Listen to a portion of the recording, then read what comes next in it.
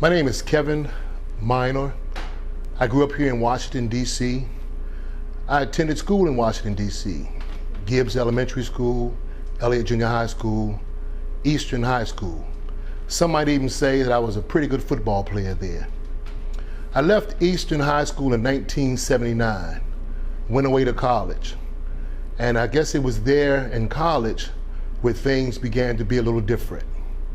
I was introduced to marijuana while in college, and marijuana became my pretty closest friend.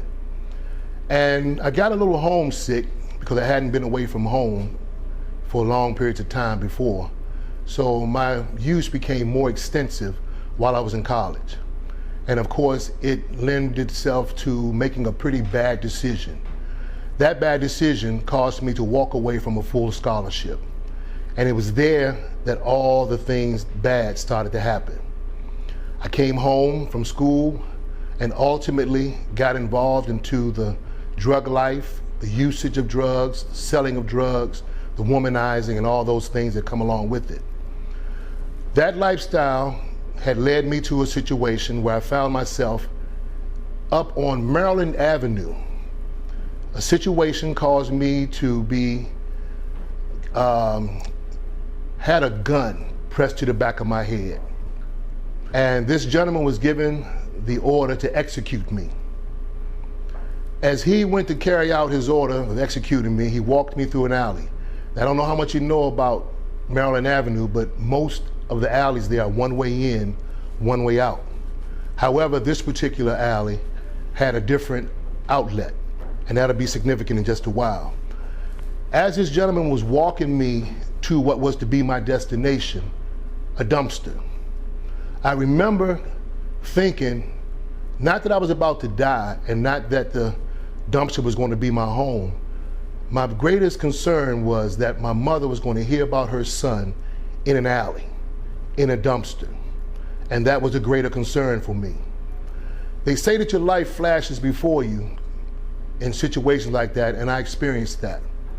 However, in that same instance, while this gentleman had the gun pressed to the back of my head, walking me to what I thought would be my destination, God truly spoke to me and he said these words: "It is not so.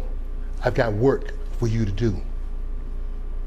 At the same instance that I hear God speaking to me, this gentleman, who I never met, called me by name. He said, "Kevin Minor," took the gun from the back of my head, pointed it into the air, and fired 3 times, and said, "Just run." Now, I understood that to be a moment of divine intervention. However, I had no idea what laid on the horizon for me. I left that night and I went over to a friend's house. Not quite understanding fully what just happened, I went to this friend's house with the intention of getting high. At this point, my life had progressed to the usage of crack cocaine. This gentleman allowed me to come into his home, which he had done several times before. He allowed me to go down into the basement. I went down to the basement with an 8-ball. Back then I was carrying guns. However, when the incident happened, when my life was about to be altered, I didn't have the guns with me. I later on found that this was God's doing. That night, as I was smoking crack, that's all I remember.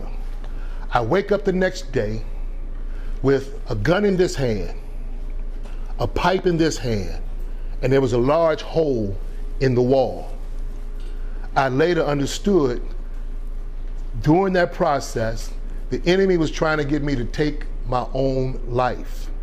That hole that was in the wall was supposed to be in my head, but God's mercy said no. At that point, my life truly changed. I understood what happened, but I didn't know how to get out of my own way. Now, at this point in my life, I was so involved in my drug usage and my selling of drugs, I thought that that was the way my life was going to end. So I made no preparation for anything different. I had a friend that had left Washington, D.C. several years prior to this, and he came back to Washington, D.C. and he asked me a question. He said, "Man, what are you doing with your life right now?" And my answer was, "I'm not really doing much with my life at all." And he gave me an invitation. And he said to me, I moved to California. You should really consider coming out there to visit sometime. And I told him at that time that I would. But to be quite honest with you, I never really thought, and I don't think he really thought, that I would ever actually take him up on the opportunity. Well, several months went by, and I did begin to prepare to make the trip to California. However, as many times as I had the money in my hand to go, of course the addiction took over. So as many times as I had the money, I did not have the money. I chose to get high instead. Well, I'm the youngest of 12 kids.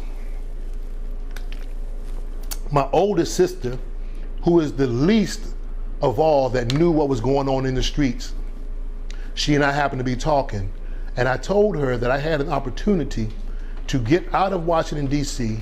and go to a place where I could get my life together. However, I had spent the money more than one time. Without even asking, this sister looked at me and said, "What would it take to get you to California?" I said, "I don't know, maybe a plane ticket, maybe a train ticket, I don't know." I really never gave it a whole lot of thought. Well, without saying another word, this sister looked at me and said these words, "I'll buy your ticket." Now that's significant because I hadn't asked her to buy my ticket. But again, this was God working in my life. She said, "I'm not going to give you the money for the ticket. I'm going to buy you a one-way ticket to California." The date came where I was about to make the trip. It was a Monday. 1993 was the year. And at this time, I told my mother and my father about the opportunity that I had that awaited me in California. So on the date I was to leave, my mom and dad took me to Union Station. I was going to catch a train. It was supposed to be a 5-day trip. I was prepared for a 5-day trip. The first night, I'm on the train.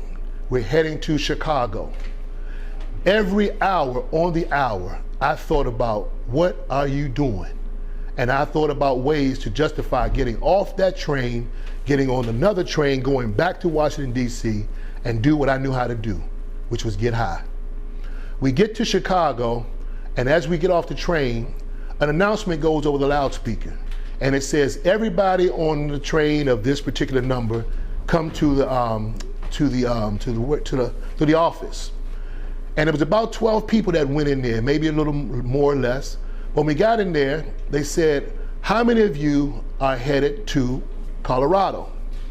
And a few people raised their hand, and he said, "You go to this room."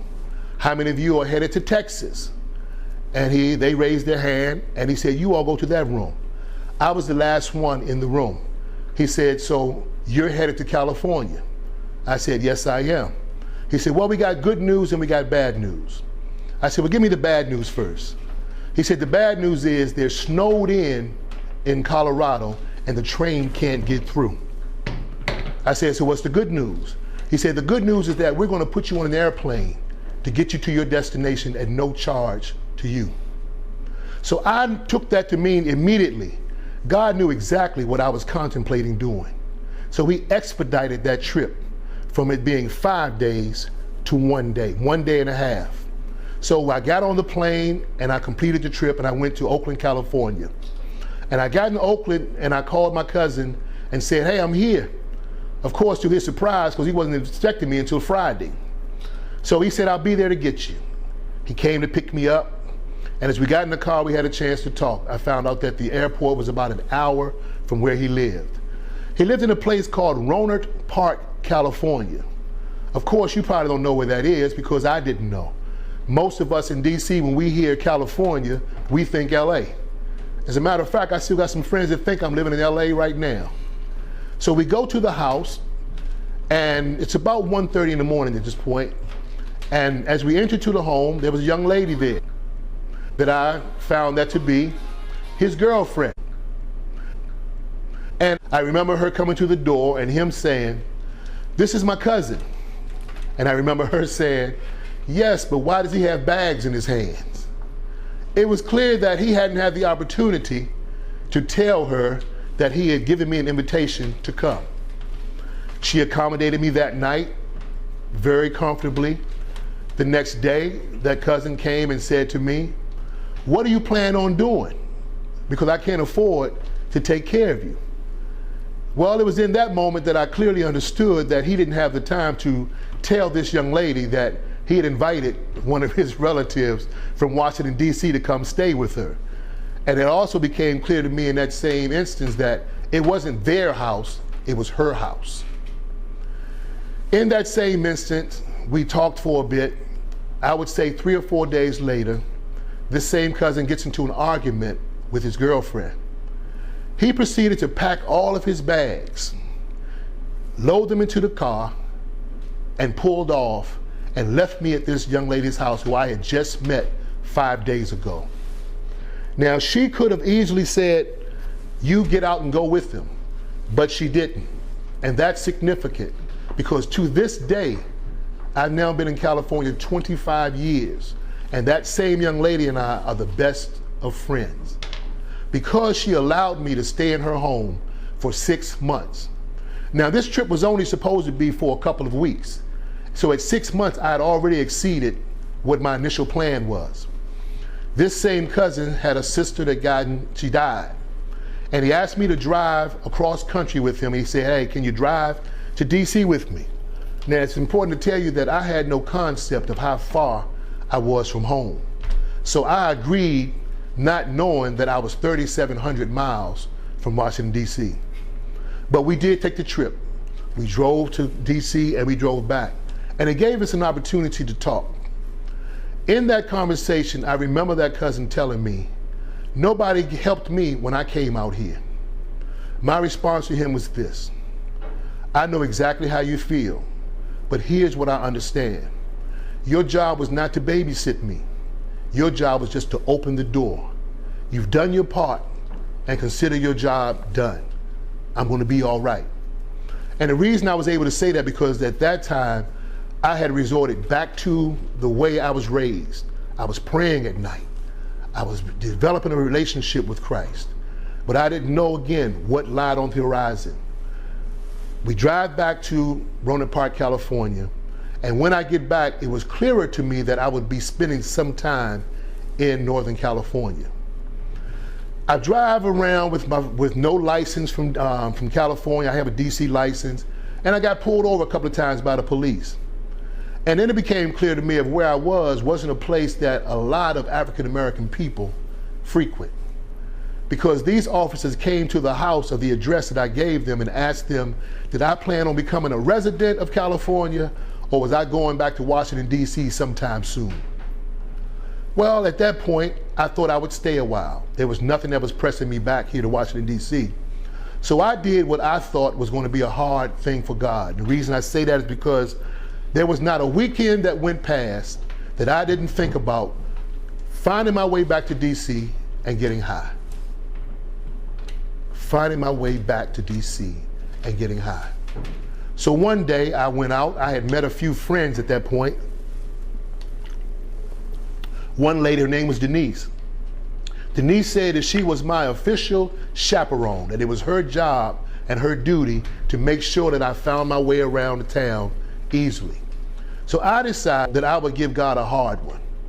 I said, Lord, if this is where you want me to be, because remember, in that alley, God made it clear. He said, I have work for you to do. He never said where, and he never told me what the work was going to be. So here I find myself in a place where I don't know anybody. I'm there, and I'm a little confused because I don't have any friends there. So I tell her, can you take me to put some applications in for some jobs? Now I have to be honest, I thought I was really going through the motions because my idea was I'm going to put in an application. I don't have a residence. I don't have any job history because over the past few years, I've been drugging and doing everything I knew that was wrong to do. So I thought that by me making the effort to put in a job application, I could seriously justify me going back to DC and say, well, at least I tried. Well, I go put an application and I get back to the house and Tony, who's a young lady that owns the house, she said, there's a number in the kitchen for you. At this point, I don't know anybody. I'm with the young lady that I know. I'm thinking it's my cousin. It has to be my cousin because I don't know anybody else. I go and I call the number that's on the wall. I called the number and the gentleman answers the other phone and the conversation goes something like this. Hello, who's this? And he said, is this Kevin Minor? Yes, it is. He said, Kevin, this is Tom. He said, I'm the warehouse manager over here at Bismarck. Today is my day off. However, I came in today to take care of some other things. While I was here, I noticed your application on my desk. I went over your application. I see that you're a former Marine. I said, yes, sir, I am. And he says, hoorah. And those of you that know Marines, that's a Marine Corps chant that we greet each other that way. Also followed by Semper Fi, which means Semper Fidelis. And that interpreted means always faithful. This gentleman asked me a question that changed my life to this day. He said, I got one question for you. And I said, what's that? When can you start? It was at that moment that it was as clear to me as the nose on my face that God had answered, and this is where he wanted me to be. So there, my journey started. And it became clear by way of the people that I was meeting, the situations I found myself in, and I was a bouncer at the club, and that's how I was earning extra money. Well, one night at the club, a young lady comes over and she says to me, you got another piece of gum? And I said, that's really original. You're asking me for gum and I don't even know your name. And she introduced herself as Yvette. And long story short, 25 years later, Yvette is my wife. We have 4 beautiful children. My oldest daughter is at USC. My second daughter is preparing to go to college in another year, and I have 2 wonderful sons. But I understand that none of this happens had it not been for my accepting when God called me into ministry. There was about 2 or 3 years where I traveled with an evangelist, and he said to me that keep your eyes and your ears open and you'll learn a great deal about ministry. He could not have been more right. Not only did I learn a lot about ministry, I learned a lot about the hypocrisy of ministry. And after a year or two, it became clear to me what God was saying. The work that he had for me wasn't traditional. It wasn't in a pulpit. He had basically called me into a very special, exclusive ministry. And this is where it came to fruition. I was at a church and they were feeding homeless people.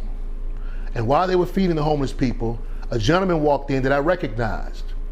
I could see his embarrassment for me to see that he was homeless and he was coming to be fed. So what I did is I invited him over to the table where I was sitting. This wasn't my church, it was a church of a friend that I know. He sat down and we talked, and he did eat.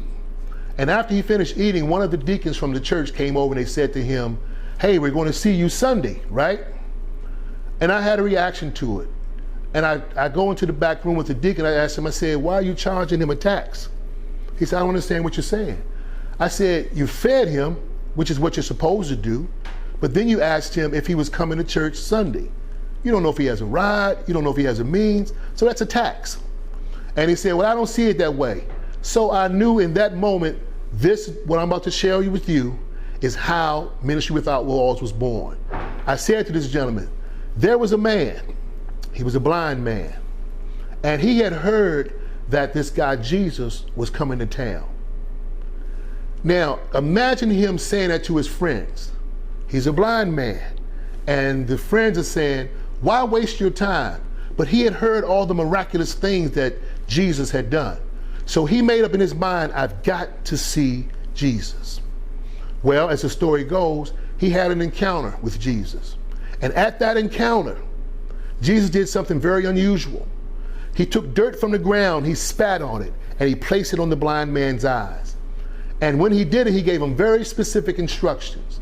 He told him to go to this place and wash your eyes. Very specific instructions, because had he went anywhere else, he would have been in disobedience. So in obedience, he went exactly to where the man told him to go. He washed his eyes, and there the miracle was born. The blind man was regained his sight. He was given his sight back. Now imagine that same blind man. Now he can see. He goes around those same friends that tried to discourage him from seeking Jesus. However, now he can see. So these same guys are asking him questions now. Where is this Jesus guy? How do I find him? And to bring it in today's terms, what's his denomination? What's his political affiliation? All to which the blind man answered, I don't know. All I know is I was blind and now I can see. That incident right there was it coincided with what I was thinking that I needed to tell this man, because the moral to the story was this: though you are blind, God has the ability to allow you to see again. So in that miracle, I go home to my wife and I tell her what I just experienced. And her response was, what are you going to do? Again, I tell you, this is when the ministry Without Walls was born. Because I told her, I'm going to feed homeless people, but I'm not going to do it through the church. So what we did, I went and bought to-go plates. I went and bought some hamburger helper and some ground beef. That hamburger helper is significant because when my wife and I were first married, there was a point in time when my wife couldn't work. And there was a point in time when our cupboard was fully bare. There was nothing in the cupboard except a bag of rice. My wife was carrying our first child. I looked at my wife, I prepared the rice, and I looked at my wife eating that rice. And I remember feeling like such a failure, like I had let her down because I promised to take care of her. It was in that moment that I had my first encounter with spiritual guidance. The Holy Spirit told me to get in the car. And I told my wife, come get in the car with me. She had no idea where we were going because I didn't know. We're driving down a particular street, a street that I've driven down several times. But this particular day, the Holy Spirit tells me to turn right. I turn right to what looked to me like to be an alley. We parked the car and the Holy Spirit says, go inside. What I didn't know is that we were entering the rear of a Catholic church. We walk into the church and make a right turn. And around the corner, a nun approached us. She looked me in my face and said these words, we've been waiting for you. Never met this woman. She said, we've been waiting for you. Now, by this time, you can imagine I'm broken. I'm totally in tears. And my wife is right beside me, carrying our first child, in fact. This lady reaches around the corner and pulls out a brown bag that she had already prepared. The bag had a pound of ground beef, a box of hamburger helper, a jar of peanut butter, a box of Good Day macaroni and cheese. We take this food, and as we're leaving, she shakes my hand and she says, this is for you to put gas in your tank. She gave me $20 to put in my tank. It was there that there was a confirmation because she had no idea of knowing that I didn't have a cent to my name at the time. That was God letting me know that from this moment on, I got you. So that's the significance of the hamburger helper and the beef. But in that same instance, God had me do something that was very significant. You know the name tags that you put on your shirt when you're meeting new people?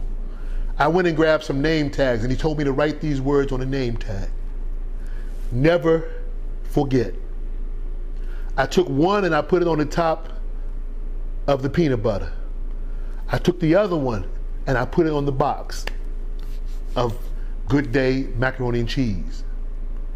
To this day, those boxes remain in my cupboard with this is what God told me. He said, put these in the back of your cupboard because from this day forward, you will never see that box and that peanut butter again. To this day, that box remains in the back of the cupboard, covered by food because my family has never gone without anything. The scripture says that I was young and now I'm old, but I've never seen the righteous forsaken, nor its seed begging for bread. I share that story with my children. And today, Ministry Without Walls is a very significant and relevant organization, but we're very informal. We don't own a building. We don't want a building, because my ministry is wherever I am. We say that Ministry Without Walls is located in the heart of every born-again believer that has the audacity to believe in the gospel according to Jesus Christ. Now, that's my journey. So here I am today. I still live in California. I come home once a year, and I minister at Good Shepherd Ministries, where the pastor there is today a friend. When years ago, when I was living in Washington, D.C., and I was kind of in my mess, we were anything but friends. In fact, the incident had us paired against each other, where one of us was not supposed to come out of that alley. But by the grace of God, we both are here today. He is the pastor of Good Shepherd Ministries. I am the pastor of Ministry Without Walls, and we are a force to be reckoned with. So that's the story of my journey. I hope that something that I've said may help somebody. Hope that something that I do in the future might cause our paths to cross. I never know, because I still come here once a year. I met this brother through a brother, so here I sit today speaking to you. And again, I would say to you, God bless you real good is my prayer. And if our paths should cross, I look forward to meeting you. Take care.